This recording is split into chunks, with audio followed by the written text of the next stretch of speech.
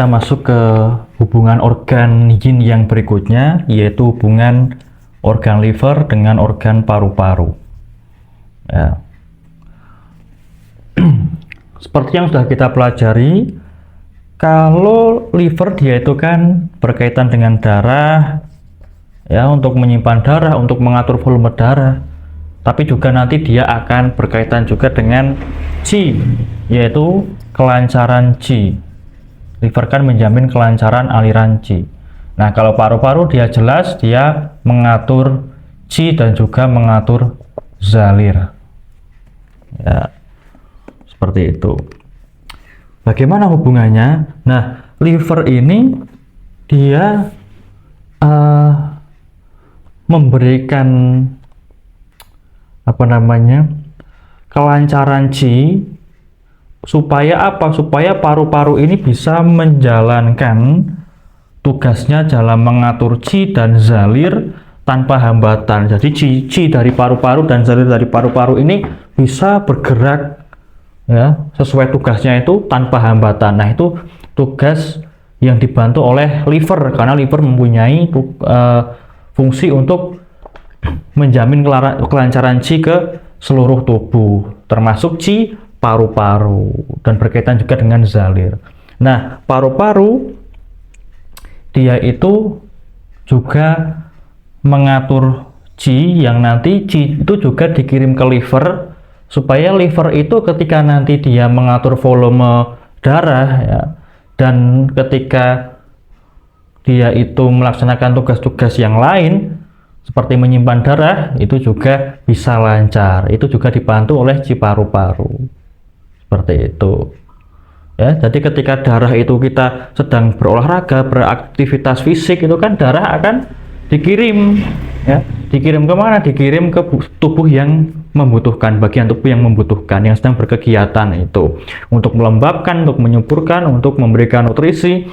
Nanti ketika kita sedang beristirahat, nanti ditarik lagi dan masuk ke liver lagi untuk di regenerasi, untuk diperbaiki lagi, diisi energi kembali. Nah, itu kan berarti darah di liver nanti dikirim ke bagian tubuh yang lain, nanti ditarik lagi. Ini kan juga membutuhkan qi, dan itu juga terkait dengan paru-paru yang mengatur qi. Nah, seperti itu. Nanti juga ketika qi paru-paru ini, ya, bermasalah, qi paru-paru ini misal kurang, ya nanti tugas liver dalam menjamin kelancaran aliran qi dan mengatur volume darah ini juga bisa terganggu, terhambat, ya. Seperti itu, ya. Sehingga juga bisa mengakibatkan kekurangan qi, ya. Kemudian bisa menyebabkan kemacetan qi liver, ya. Kemudian nanti ketika itu terjadi bisa menimbulkan berbagai macam gejala. Ketika kekurangan qi, ya, jadi lesu, letih, lemah. Kemudian nanti ketika ada kemacetan qi liver, jadi emosinya itu, ya, bisa bergejolak, ya, bisa jadi depresi, kemudian mudah marah, ya, itu karena kemacetan qi liver. Kemudian bisa jadi batuk-batuk karena aliran paru-paru ini kan tidak lancar, aliran qi paru-paru tidak lancar. Kemudian bisa timbul rasa sakit yang tidak nyata di sekitar bagian liver. Nah, seperti itu.